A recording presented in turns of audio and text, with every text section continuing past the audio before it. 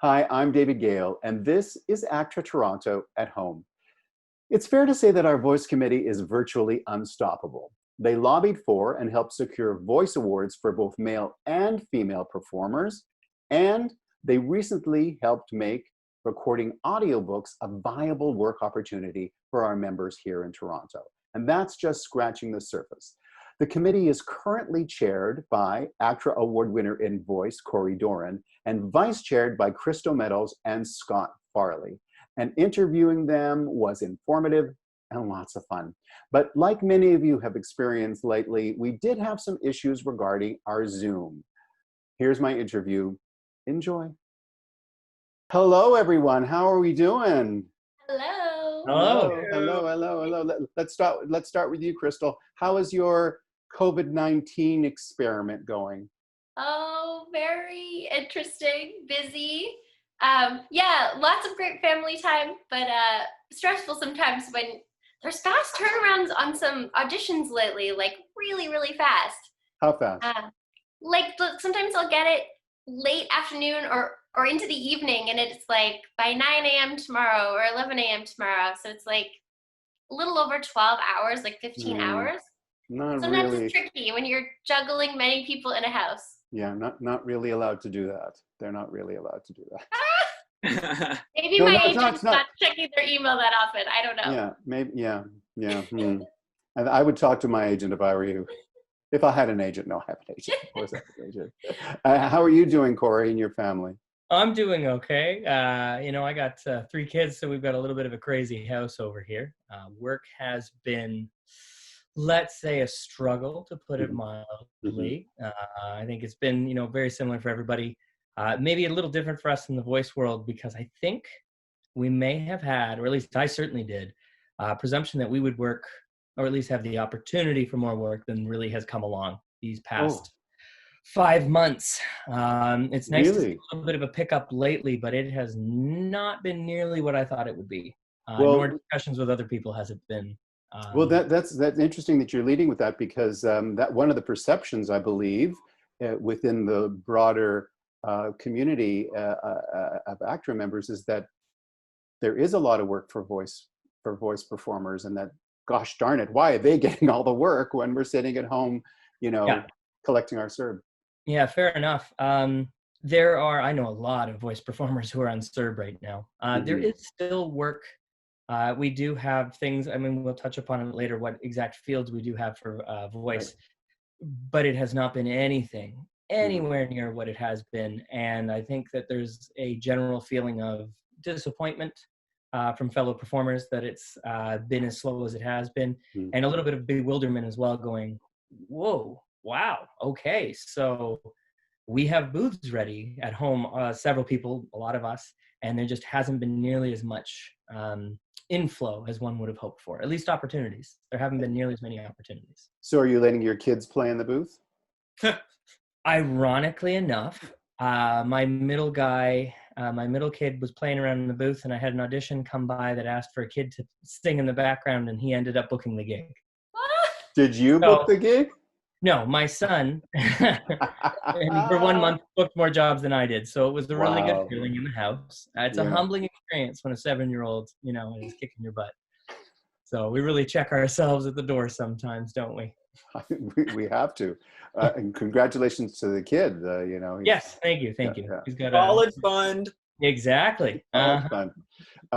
So Scott, what's going on with you in your world, your COVID world?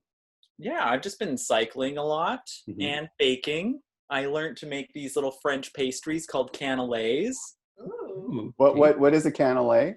Cannelé. That sounded like the beginning of a joke. If you have that. It's kind of hard to explain. They're like really, truly their own thing. I just never heard of them before. Sweet? A few months ago. Yeah, lightly sweet, but has a bit of a rum flavor to it. But they're like this big, and they're like beautifully molded. And they're super hard on the outside and like caramelized, and then like soft and kind of gooey on the inside. I'd be willing to try some if you have many. Right, I'm drooling. This is, wow. I'd like a can of cannelés, please. Oh, beautiful. Done. See what I did there? It worked. It was beautiful. And are you living with someone? And I don't mean to pry, but are you alone in the house? No. Thank God. I live with my partner near High Park, so we've also had that as a resource, which has been great. People stay fairly distanced in the park, and for a long time it was like completely shut down to cars. So that's right. Did you get to go in there during cherry blossom time? No, because it was heavily patrolled. Yeah, lots of officers stopping people from cherry blossom time. If you live in High Park, you do not like cherry blossom time. It's awful. There's nowhere to park. People see these. Listen, there are cherry blossoms all over Toronto. I started something. Oh no! I'm getting hot now. It's very funny because I live on the Danforth, or close to the Danforth. So people saying, "Oh, and you go to Taste of the Danforth?" I went exactly the same thing. No. They can't take away the parking. It's all these people coming and gawking, and I can go there any day. So anyway. I felt the same. I used to live on the Danforth. I just went from the Danforth to Bloor, opposite side of town, and I'm a curmudgeon on both sides. So.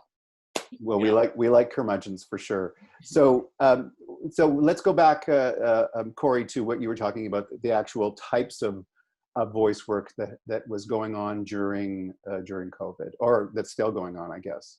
Yes. So we're fortunate in the way that while things did grind to a very slow pace, it didn't stop entirely. So we were able to, animation shows that were in production, several of them were able to continue playing catch up on the episodes so they could try to meet their delivery orders. And just technically, how was that happening physically? So you had to record from home for a very long period of time. Now that things have opened up, it says, we're allowed to go back into the booths. However, the perception is that everyone's there. It's really just yourself and the engineer. So all the creative team, all the production team, they're still remote. So you're doing your link up via Zoom or via Source Connect, however else they want to do their connection. So really you're just going from one booth to another booth and no one else is there except for an engineer. So I personally have just stayed at home because I have a nice booth that we've installed in the basement. The sound is really good. So I've just recorded from home for anything that I've been lucky enough to get.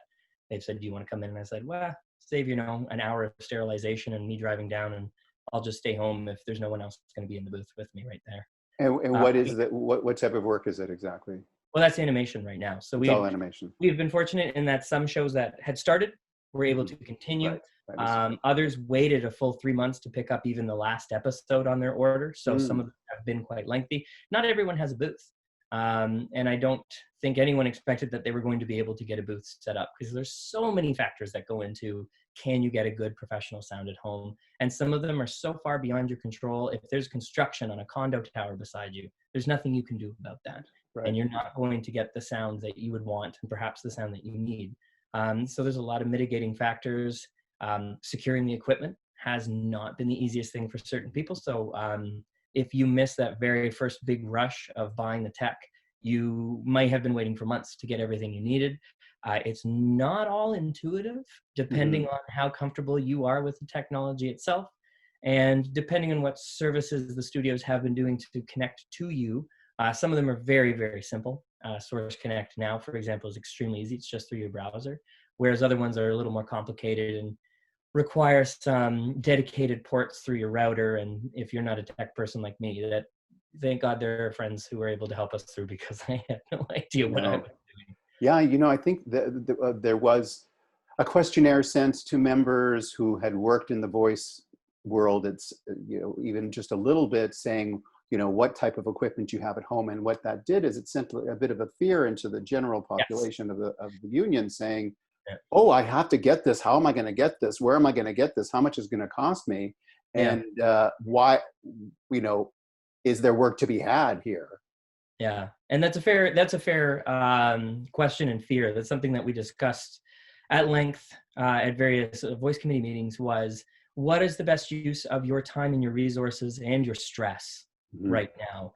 Because there is that great illusion that everything for voice has continued exactly as is, or maybe slightly reduced. It's been drastically reduced. And a lot of, yes, there was a lot of ads, especially for commercials near the top for COVID.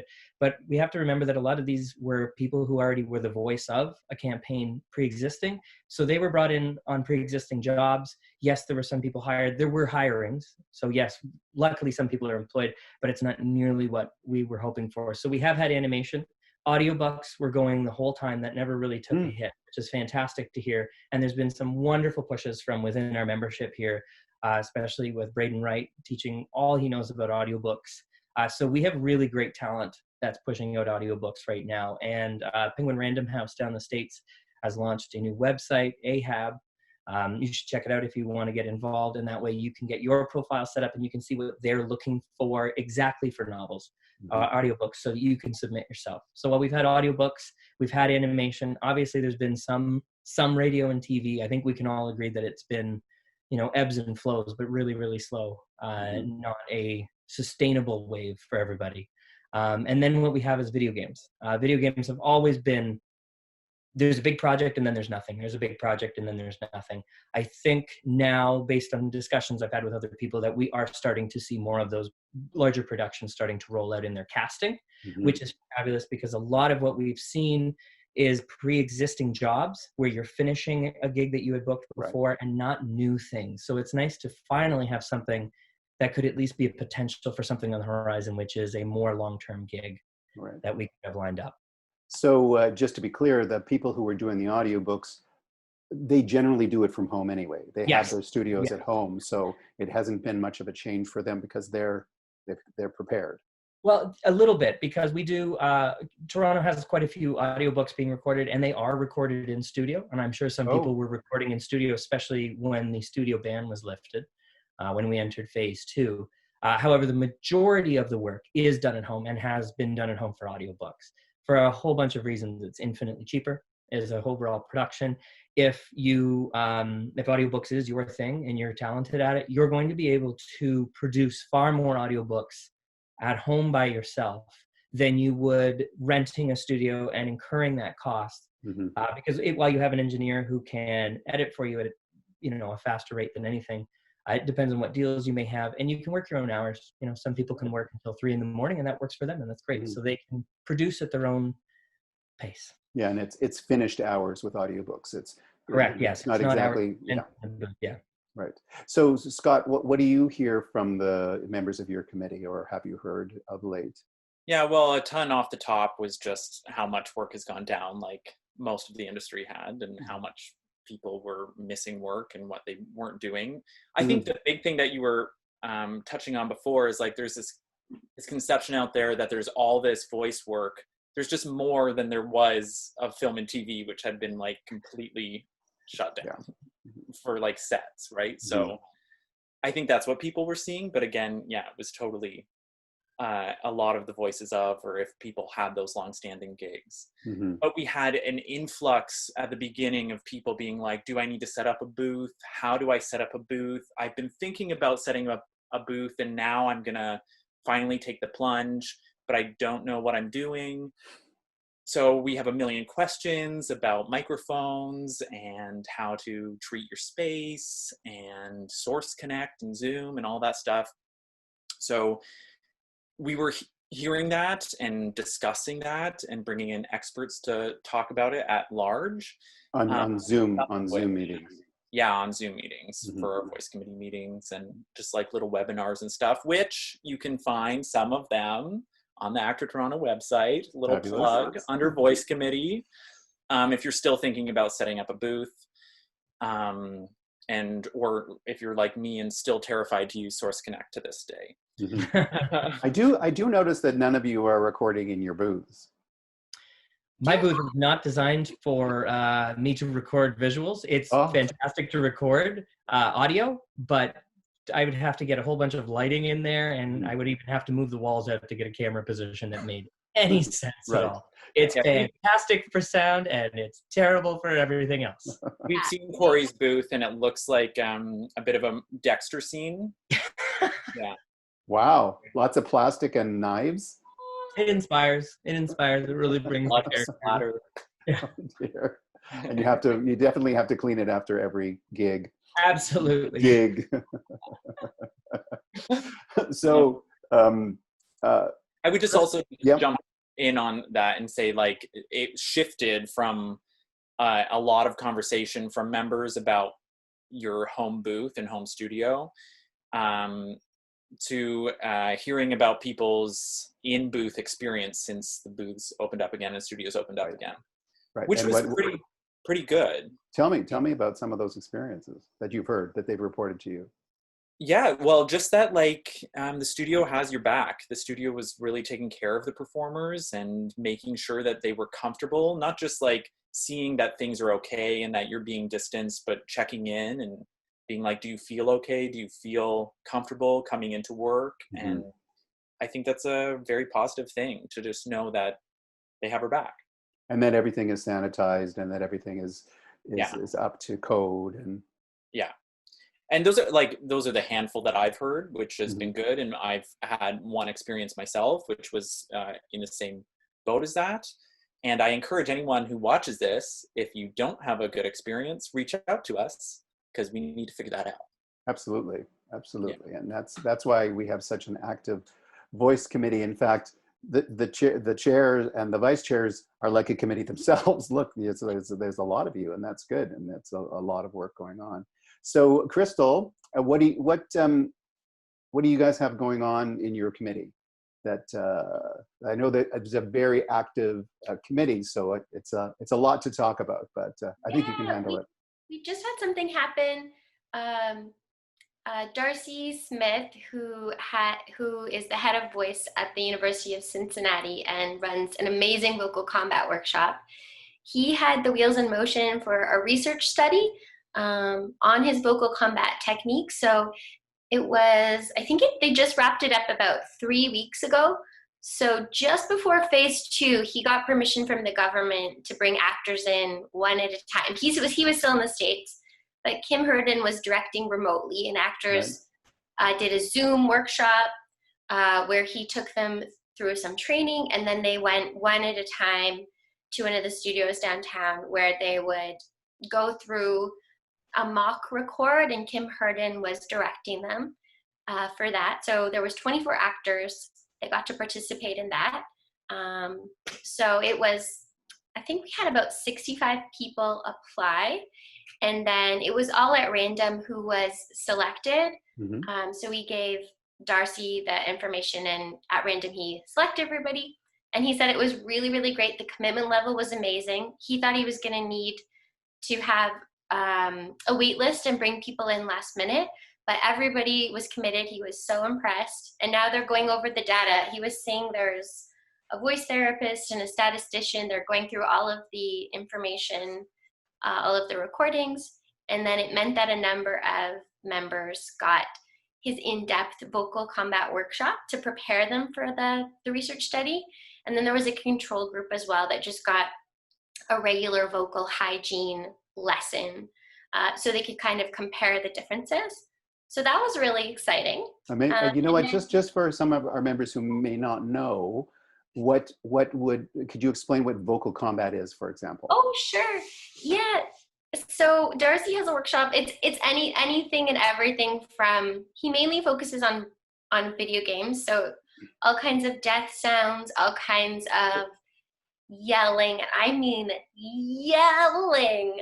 I had no idea the level of yelling until I did a video game workshop in January. And I was like, okay, I've yelled in theater before, but it was like make you lightheaded, the level of full on yelling. And it has to be every single line, that intensity, that type of a yell for some of the barks. And then the nose, which is all kinds of death sounds like being shot or choked and your throat cut, all kinds of gruesome things. But those can really constrict your throat, and you can really start to be grabbing and muscling, and then tucker yourself out really, really fast. So his workshop, we all did it last year. He came and Oops. Is everyone still there? I think she got a little bit stuck there. I'm dying to hear an example of a bark and an or an oh no in a healthy way. Oh, does That anybody it, want to it do can it? be it can be anybody. It can be can anybody do a bark and or an oh no? Because we hear about barks and oh no's all the time because they're a big deal. I think it'll cap out on my microphone right now. Right. It'll just end up being. Just picture lighting yourself on fire and screaming until your throat is raw. Yeah. And then doing that repeatedly. Yeah. And then punching yourself in the stomach so you can give yourself that concussive, Yeah. Fun. It's so fun in the beginning, but you have to really reserve your voice so that it doesn't get shot in the first 5 minutes. You can cause serious long-term damage to your vocal cords if you don't take it with a measure of respect for what you're about to do, because not everyone's a 20-year-old at a Blue Jays game on the opening night and willing to scream their face off and then sound like a trashy 70-year-old drunk at the end of it. Yourself. No, you look great. You look great. I used to do looping for some of the Undead series that were shot here, and the next day I said I had hamburger voice. I mean, it felt so like that, and when you're doing it all day, I probably needed to take that crash course. It would help you. It's just like anything. These are all muscles. If you can train your muscles, you warm them up, you cool them down. Yeah. We're professional athletes that way. I mean, that's right. We all look like professional athletes, but right here, that's a professional athlete. Yes, your muscles are very, very big in the throat area. So other workshops or Zoom meetings that you have planned? Well, we started the ball in motion back at the winter conference with so hopefully I don't disappear again. Oh, chances are you will. So we just have to be prepared for that. This is what a typical record can feel like, though. Usually it's not the performer dropping out, but it's the either the voice director or someone else on that side will drop out often during a recording session. Right. And it's you and the engineer going, is anyone else here? And the engineer goes, well, I can hear you. Hello? Anyone? Wow. Okay, we'll just wait until they're back, and then we'll pick up line 9 again. You know what? I helped talk someone through, and I mean, I don't know how they ended up making it work, but they recorded a session in their car where they used their phone as their hotspot and were able to get Source Connect Now to function so that they could do a live recording in their car on the side of a highway. So Krystal, tell us what more is going on with your committee, with the Voice Committee. Yes. So building on the diversity committee and voice committee team up that we did at the winter conference, we had a great panel and a great turnout.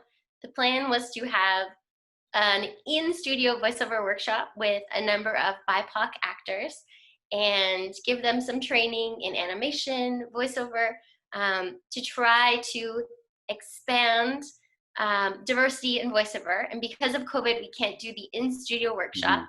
So we've been trying to figure out if we can switch to a virtual platform, which isn't nearly the same, but we think that there will still be a good deal of value to it. And then hopefully later in the year or in 2021, we can do the in-studio portion. So Cory and I have reached out to some folks to teach, and then we're sorting out kind of the application process and figuring out how big of groups we can have, the number of people, because we want to keep it small so it's intimate, that people are really getting a lot of feedback, that it's not a giant class where you get just a few minutes with the coach or the actor mentor who's helping. And yeah, we don't have the in-studio portion where we're able to do a lot of the mic technique, but a lot of the first round is self-tape, so at least we can give some tips and some skills for recording a really awesome self-tape. And then we'll have to make do with that until we can get a group into a studio, and then hopefully in the near future. Yeah. So tell me how many people you've been getting essentially on your Zoom meetings during COVID. We've been having great turnouts. Yeah. Gosh, do you know the numbers off the top of your head from the last one, Scott? Was it? How do they compare to like a live meeting? Significantly more people online than Right. in real person. Do you- Dramatically better. I think usually maybe the in-person meetings, maybe we get 15 people, maybe. If we don't include ourselves and the ACTRA folks. But I think we had 50 or 60 for some of Ages. the, Yeah. did you say in the 80s? I didn't say a number, but I said ages. My darn internet is still being really funny. You're coming through fine. You're coming through Okay, fine. yeah, it keeps flashing on the screen. Your internet connection is not stable. Uh-huh. Well, we have proof of that, so don't worry. So we can do the best of mashup at the end of all the it's going to be so fun, the editing of this. But I have to say that most of the committees are seeing that as well, because it's just so easy to come online and join a Zoom meeting compared to getting ready and putting your pants on and going out of the house. And I think it's actually been a building experience. So congratulations on that. Now I come to the short, snappy part here. So I want each of you to give a 30-second pitch, 30-second or so pitch on why someone should join the Voice Committee. We'll start with you, Cory. Okay, 30 seconds on why you should join the Voice Committee. We really want you to join us. We would love for you to have your input. We realize that we are 3 white individuals sitting here of a similar age. We really want other people's point of views in this. We want to hear other people's point of views and experience on how they live through our industry and what we can do to improve it as a whole. We have a really big focus on training and making sure that when someone steps into the booth, when they get that opportunity for a lead role on a show, or whether it be a video game or something where they have it's a monumental chance for them. And they come in and they have all that extra mic technique that is not acting technique. This is not valuing someone's acting skills. This is mic technique that you can only learn by talking to someone who has stood in a booth for hours and gone, hey, little tips like this can save you from ruining a take. You know, things like that. We really want to find a way to help people so that when someone comes to and says, oh, I'm thinking LA, Toronto, New York for production, and I really want something that's, you know, diverse. We want to make sure that we can cast this entire movie, we can cast this entire show, we can cast this entire video game. We want you to think Toronto first and go, hey, we've got, you know, tons of super skilled professionals that you can throw at an audition notice, and you're going to get hard, wonderful options that you get to choose between on who you want to take those roles, because we have wonderfully talented performers, and we want to make sure that when you step in the booth, you've got the best foot forward. Well, that was fantastic, and you went above and beyond what asking our members to join. It's pretty well, you were saying, reaching out to the industry and the casting. So that was great. How about you, Scott? Yes. Well, okay. Listen, the Voice Committee. This is where we talk about voice-only issues, needs and concerns, right? We want to address those. We want to discuss them and see who is on the same page as us and make sure that we can get our voice heard at ACTRA, because ACTRA is all performers. It's on camera, it's background, it's stunts. And so if we want anything changed on the voice side, we have to come to the table and bring that change. Also, we have awesome committee members, and you can just meet some of your favorite cartoon voices. Like, we have Sailor Moon the original Care Bears. So, excuse me. We win right there. I'm gonna geek out. You're fanboying a bit there, aren't you? Yeah. That was great. That was fantastic. Krystal, yeah, you're like... Oh gosh, you're not leaving me much to say. We really need more people to show up and share their ideas, because I think that will only make the committee stronger. Like we said, like sometimes it's like 15 people. We know it's really tricky. Sometimes it's always during the day. But the more people that show up, the more perspectives, the more ideas, that it can be really, really collaborative, because the world is changing so fast, and to stay on top of things with the new media agreements and all of the stuff that's happening online, we have to make sure that, you know, we get some residuals, so when we're old and gray and our voice is all scratchy, that we can still make a little money and you know, maybe travel and you know, be a little bit taken care of. But it's hard to think that far in advance, but stuff is changing so rapidly, and we need so much more diversity with the number of people from different backgrounds, different ages, to really be collaborative. So please give us a little bit of your time. We will try to make it as pain-free as possible and make it as fun as possible to really get some exciting things in motion for the future. Oh, that sounds like a great invitation. Just to let you know that you can be any age and come to this committee. We had, when we were still meeting in person, we had at PAL, the Performance Arts Lodge, Deborah Toffin, who's one of the leading directors and casting directors in voice and animation here in Toronto, come and do a workshop with our At Your Age AYA group, and it was a fantastic workshop, and it was so wonderful to hear these members find their inner animated characters and bring them out, and so they're welcome, I'm sure, to come to this committee as well, right? Absolutely. There's no age limit, right? So where do you see the industry going? Because we're pretty dynamic in Toronto. Where do you see the industry? And anybody can take that. I thought I knew. Well, everyone thought they knew. Yeah, I thought I knew, and Yeah. I thought about a month into it, I think I got this. I don't know where this is going. And 4 months later, I'm not so sure I have a clue what's going on. But we're going to have to make content. That's the one Right. thing we've got to remember is no matter what, content has been devoured at a rate never, ever even conceived of before. So whatever you've watched on Netflix and Amazon and Disney Plus and every other streaming service and cable TV, well, they're all running out of content. There's a backlog of stuff that will make it down the pipeline, but there's going to be an opportunity to make hay. And I really hope that we here in Toronto get one of the best opportunities around. And when it rains, let's get wet, because let's have some fun. Because I'm very much looking forward to being able to talk good news with other friends, right. and hear about some wonderful opportunities they've had. And one of the things that you have going for you in the voice world is that generally it's one person in one booth. Yes.